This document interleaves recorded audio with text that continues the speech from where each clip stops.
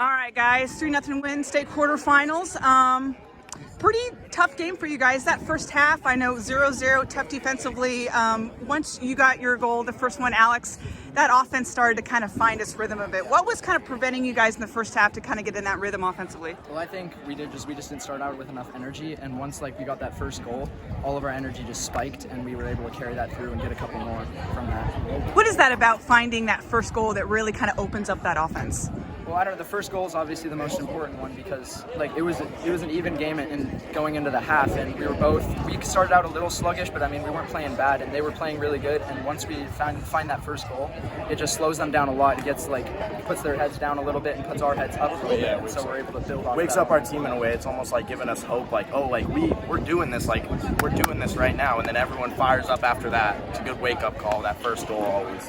Now, what type of adjustments were made for the final 40 minutes, if any?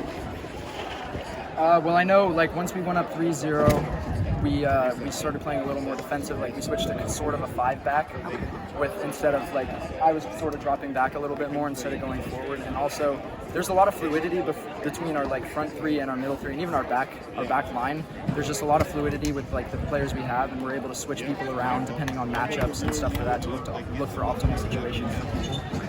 I know East Valley is very similar to you guys as far as not allowing a whole lot of goals. What were they doing defensively on you guys to really kind of hold you guys in check? Oh, they just had so many athletes. I mean, they could people who know how to play soccer, athletes that will get to every ball you don't expect them to. They're like no other team we've ever played before. We knew that coming in, though, and we knew that their defense was going to be really good, and it really proved throughout the game that it was.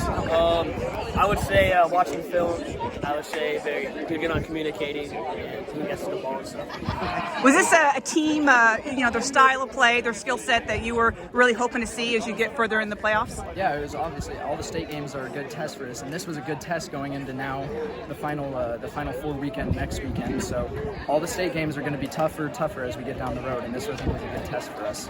This is just kind of another routine with River Soccer, making it this far into the postseason, but it is still special every year when you get to the stage, isn't it? 100%. And I mean, there's a reason why we're making it this far every year. I mean, the culture that's created here, it's none like ever. Everyone's family, everyone wants to fight for each other, and everyone has that passion inside them to play harder than they would normally.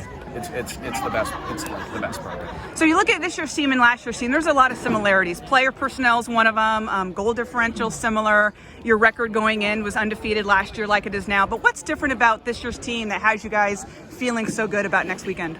There's a lot of younger people on this team, so it brings that energy really. And then the leadership is just great. And then the chemistry, I know at least throughout the back line, I give super props to Cole and Hunter, the two center backs. I played club with them, so I know that our chemistry is always clicking. But throughout the team, it's the leadership. It's just everyone wants to do more than they should, and everyone is selfless, and it's just amazing. And also compared to last year we didn't have a state tournament the year prior, and so we didn't really have anything to compare to. Or a lot of the players on that team had never been to a state run, but last year we have that hurt feeling and that desire to never let that happen to us again.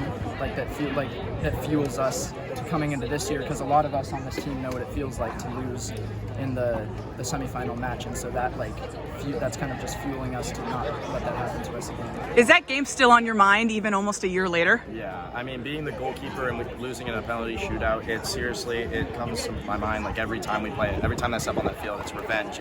You want to do better, and I always hold myself and try and push to be better than that game, because I don't feel like that game was a good representation of River Soccer or myself. So I always step on that field. I always hold myself accountable to be the best person I am.